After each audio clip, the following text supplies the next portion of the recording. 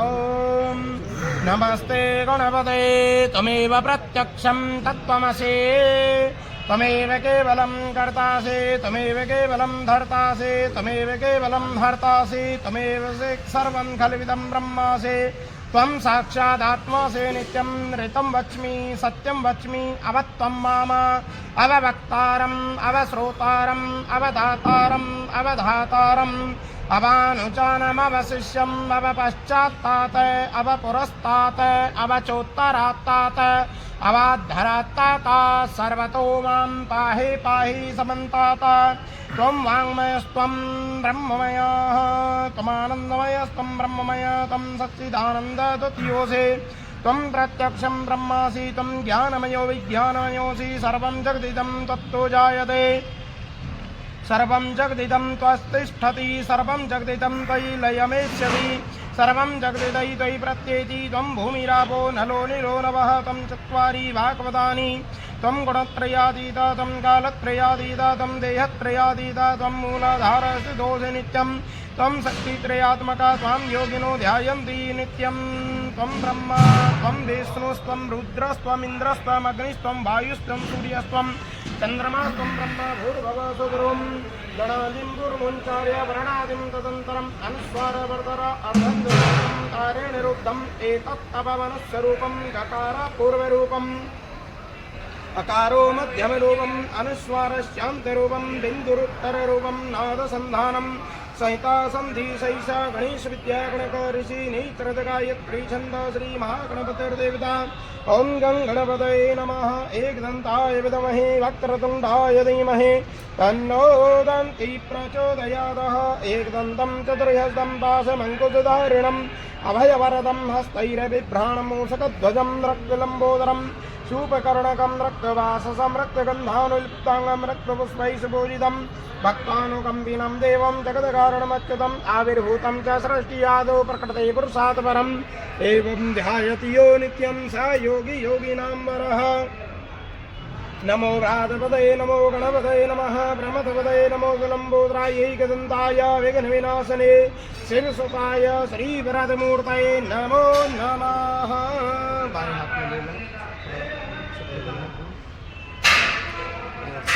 दाहिने हाथ से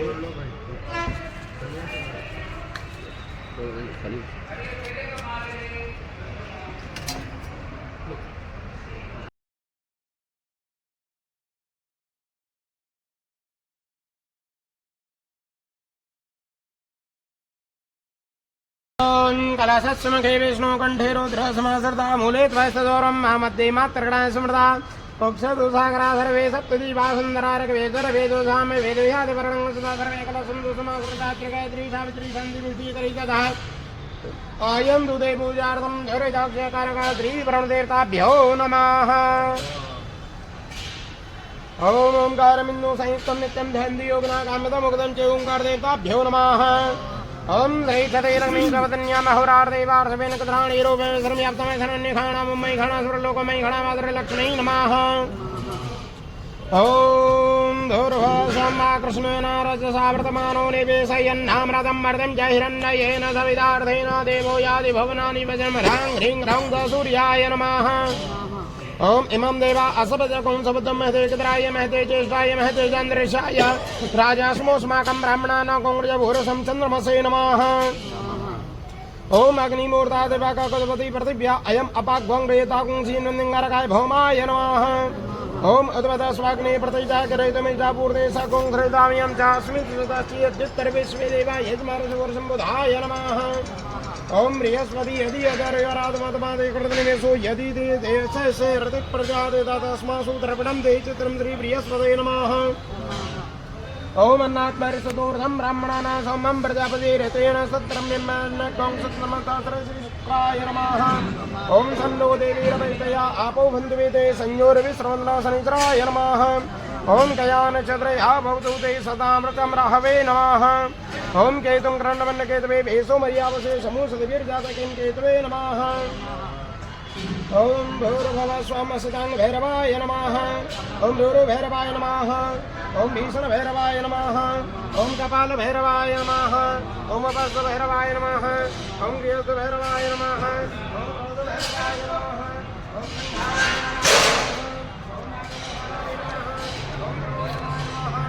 जटाधराय नमः। ओम विनाशकाय नमः। ओम सनातनाय नमः। ओम दिव्याय नमः। ओम देवाय नमः। ओम दिगंबराय नमः। तस्मै नकाराय नमः शिवाः। ओम घोरेभ्यो नमः। ओम घोरेभ्यो नमः। ओम रोगाय नमः। ओम शोषाय नमः। मृत्युरोगाय नमः। कालातीताय नमः। कलविकरणाय नमः। ओम भूर्भुवस्वः पंचोंकार देवताभ्यो नमः। ओम भूर्भुवः संब्रह्मणे नमः। ओम रघवे नमः। ओम वशिष्ठाय नमः। ओम क्रतवे नमः। ओम पुनस्ताय नमः। ओम पुलहाय नमः। ओम गौतमाय नमः। ओम रेभ्यो नमः। ओम मरीचे नमः। ओम दक्षाय नमः। ओम सर्वात्मिकाय नमः। ओम जगद्विदाय नमः। ओम जमदग्ने नमः। ओम परशुरामाय नमः। ओम भारद्वाजाय नमः। ओम कश्यपाय नमः। ओम सर्वात्मने नमः। ओम भूर्भुवः स्वयं ब्रह्माय नमः। ओम भूर्भुवः गौर्यै नमः।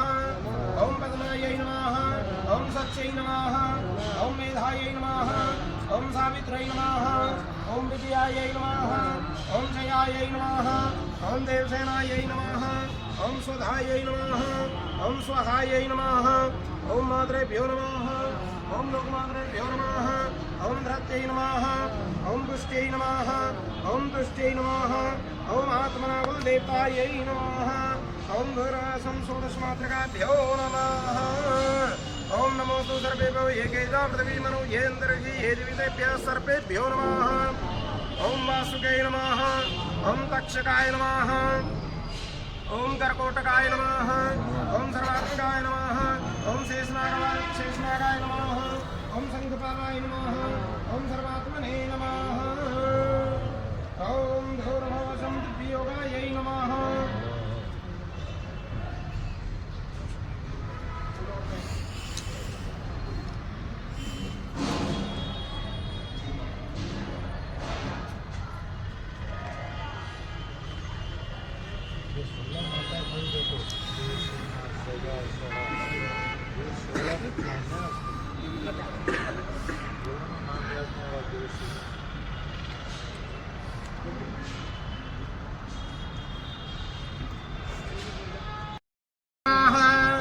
ओम महायोगायै नमः।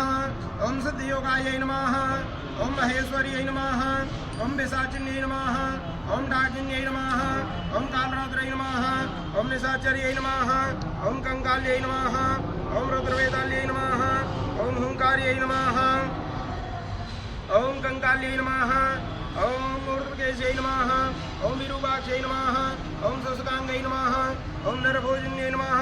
ओम खट्कारयै नमः। वीरभद्रायै नमः। धूम्राक्षै नमः। फलप्रियायै नमः।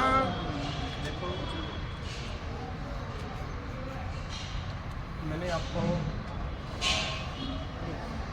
परसों भी बताया कि हमारा हिंदू धर्म सबसे बड़ा माना गया है, क्योंकि हमारे हिंदू धर्म में हर देवी देवता का पूजन किया जाता है। जैसे कि आप शंकर भगवान के नामों को हम स्मरण कर रहे थे, ध्यान कर रहे थे, शंकर भगवान का आह्वान कर रहे थे, तो उसमें आता है मृत्युवे नमः। हमारे हिंदू धर्म के अंदर मृत्यु की भी पूजा है। यदि कोई व्यक्ति मृत हो जाए ना, तो उसके जो है ना, हमारा हिंदू धर्म में उसके ऊपर भी सामग्री जोड़ते हैं, घी चढ़ाते हैं। तो हमारा हिंदू धर्म इसलिए सबसे बड़ा है। मृत्युवे नमः, कालाय नमः, कालातीताय नमः, काल का भी पूजन है। और जो है अब जो आप नाम का स्मरण कर रहे हो, वो आ रहा है 64 योगिनियों का। 64 योगिनियों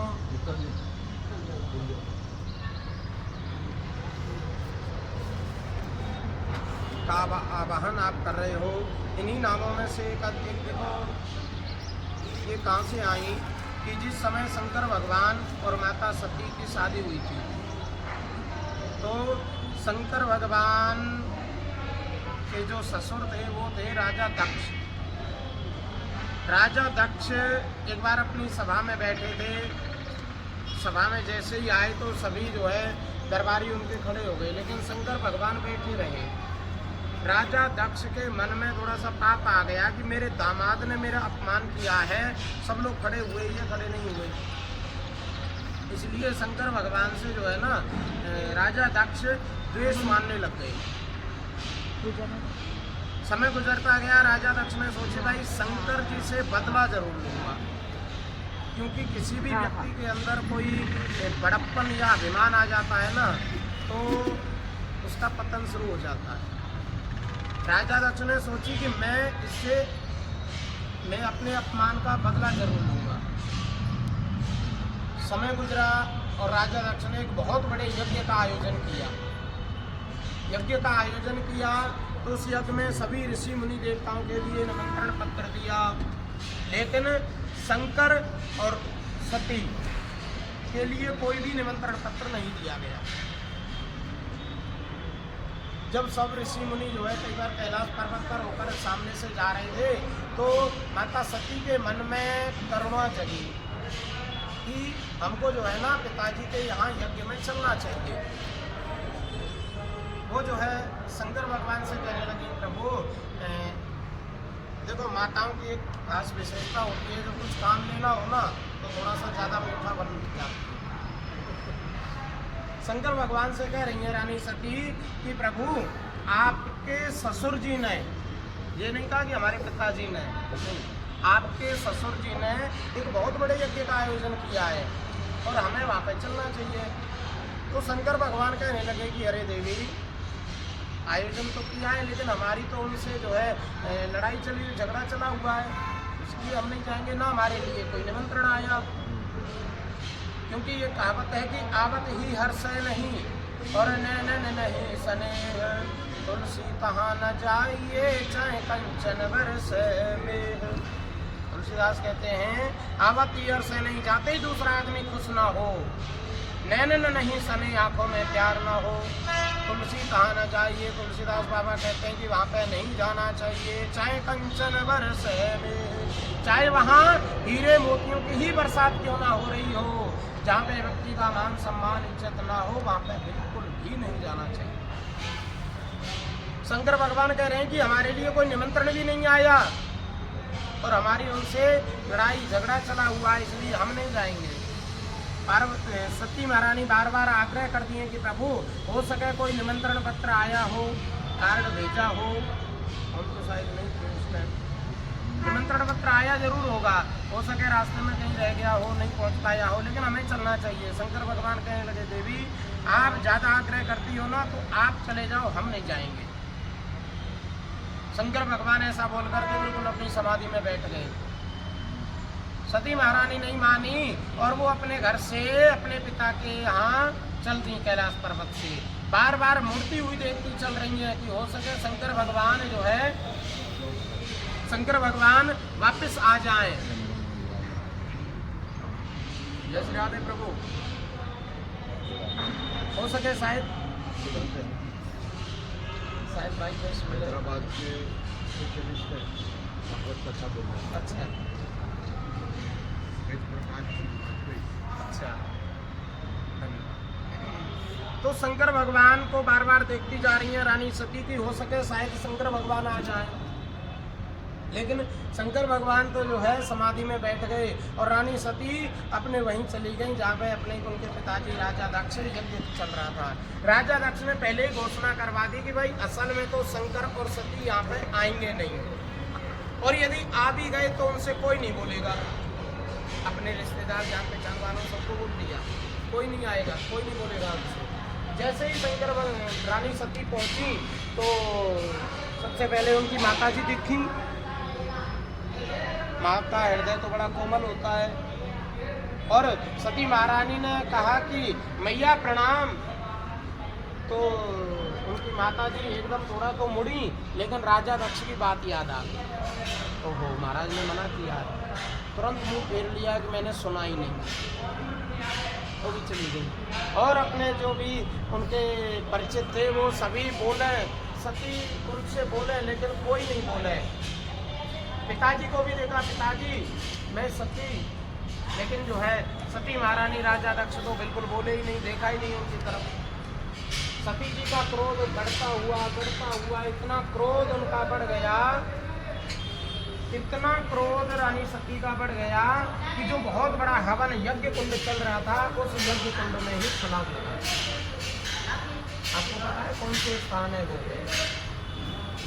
हरिद्वार में कनखल। आप उधर गए हों तो कनखल में रानी सती का मंदिर है। शंकर भगवान ऐसे करके जटाओं से बिखरी हुई हैं, वहाँ पे साक्षात दर्शन भी है।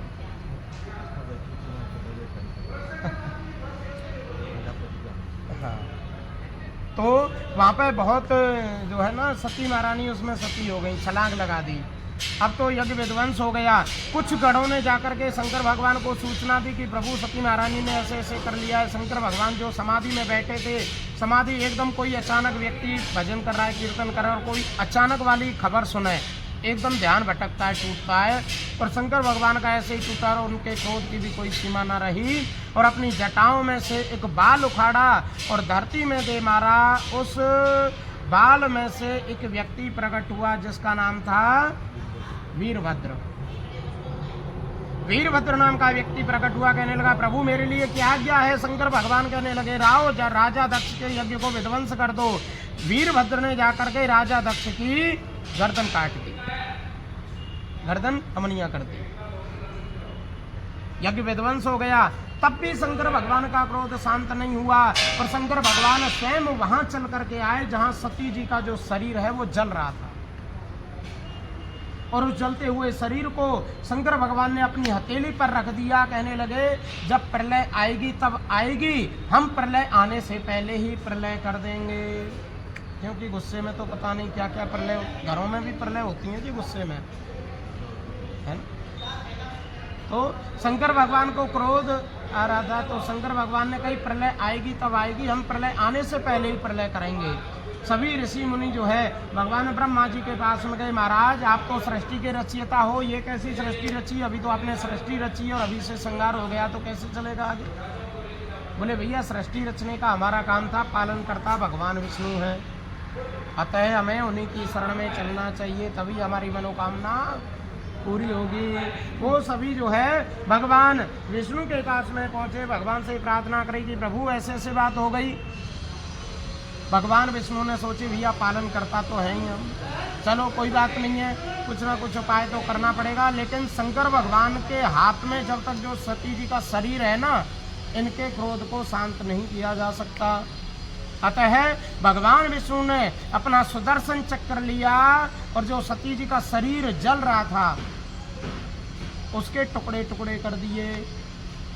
आपको पता है उस समय शंकर भगवान किधर थे? हिमालय की पर्वत पर, और टुकड़े टुकड़े कर दिए। जहाँ पे जीव गिरी वहाँ पे ज्वाला जी, और जहाँ पे नैन गिरे वहाँ पे नैना देवी, जहाँ पे कोई गुप्तांग गिरा वहाँ पे कामाक्षा देवी। इसी प्रकार से ये देवियों के जो है पीठ बन गई जी। अच्छा, उनके जो यहाँ 64 योगिनियों की हम जो पूजा कर रहे हैं उनके नामों में अभी आता है कि कलह प्रियायी। एक देवी ऐसी भी प्रिय होती है, एक देवी ऐसी भी होती है जिसको थोड़ा सा कलह प्रिय होता है। कलह का मतलब आपस में थोड़ा सा मनमुटाव। कोई भी पूजा पाठ करो ना, उसमें स्वाभाविक है कि आपका कुछ ना कुछ किसी न किसी प्रकार से मनमुटाव अवश्य होगा। चाहे कितना ही मन को शांत करके कोई भी काम कर लो, ये अवश्य होगा। यदि ऐसा है होता है तो वो देवी खुश हो रही हैं, ज़्यादा करने की आवश्यकता नहीं किसी को, वो देवी थोड़े से ही प्रसन्न होती हैं। महाराज जी उत्पत्ति क्यों हुई देवियों? देवियों की उत्पत्ति आप कल जैसे शायद भागवत जी में नहीं थे, महाराज श्री बता रहे थे कि जो ये राक्षस थे, राक्षस बढ़ते ही जा रहे थे। मान लिया रक्त बीज थे, एक बूंद 64 योगिनियों की, 64 योगिनी जो टुकड़े हुए ना, जो 64 टुकड़े गिरे वही 64 पीठ, 64 रक्त बीज था। रक्त बीज, एक बूंद खून की गिरने से 1000 राक्षस प्रकट होते थे। रक्त बीज इसलिए नाम था कि तेरे खून की एक भी बूंद यदि धरती पर गिरेगी तो 1000 राक्षस प्रकट हो जाएंगे। सबसे भगवती ने। तो माँ भगवती ने, माँ काली ने अपना खप्पर लिया और उसकी एक भी बूंद खून की नीचे नहीं गिरने दी। जैसे ही बूंद आती ना, तुरंत अपना खप्पर अड़ा लेती थी। अपनी श्रद्धानुसार कल अपने सबने देखा, दर्शन किए माता रानी के, खप्पर में प्रणाम किया, जो भी दान दक्षिणा जो था वो सब। तो कहने का तात्पर्य, माँ भगवती ने, देखो माँ भगवती दुर्गा देवी ने अनेकों रूप धारण किए केवल सृष्टि को बचाने के लिए, है राक्षसों से मुक्त करने के लिए। बोल सच्चे दरबार की जय। ओम कलह प्रियाय नमः। फूल है ना बाएं हाथ में, भूल गए, थोड़े दूर चढ़ाते रहो। ओम रक्ताक्षय नमः। ओम गौरवसं राक्षस्यै नमः। ओम घोराय नमः। ओम विश्वरूपाय नमः। ओम भयंकर्यै नमः। ओम कामाक्षय नमः। उग्रचामुण्डायै नमः। भीषणायै नमः। त्रिभ्रांतिकायै नमः। वीरकौमारिकायै नमः। ओम चण्डै नमः। ओम वराह्यै नमः। मुण्डधारिण्यै नमः। ओम भैरव्यै नमः। ओम हस्तिन्यै नमः। ओम रौद्रमुख्यै नमः। ओम प्रेतवाहिन्यै नमः। ओम खड्वाङ्गदी लम्बोष्टै नमः। ओम आदित्यै नमः। ओम मन्त्रयोगिन्यै नमः। ओम हस्तिन्यै नमः। ओम चक्रिण्यै नमः। ओम ग्रहायै नमः। ओम भुवनेश्वर्यै नमः। ओम कण्टक्यै नमः। ओम कारक्यै नमः। ओम शुभ्रायै नमः। ओम गिरियायै नमः। ओम दूत्यै नमः। ओम करारिण्यै नमः। ओम संकिन्यै नमः। ओम पद्मिन्यै नमः। ओम क्षीरायै नमः। ओम असन्धायै नमः। ओम प्रहारिण्यै नमः। ओम लक्ष्मी नमः। ओम कामुक्त्यै नमः। ओम अन्दोलाय नमः। ओम काकरष्टै नमः। ओम अधोमुक्षै नमः। ओम दुर्जट्यै नमः। ओम आलिन्यै नमः। ओम गौरायै नमः। ओम कपाल्यै नमः। ओम विश्वभोजिन्यै नमः। ओम चतुष्षष्टियोगिनीभ्यो नमः। ओम पंचलोकपाल देवताभ्यो नमः। बोलो जी ओम देवताभ्यः पितृभ्यश्च महायोगिभ्यः एव च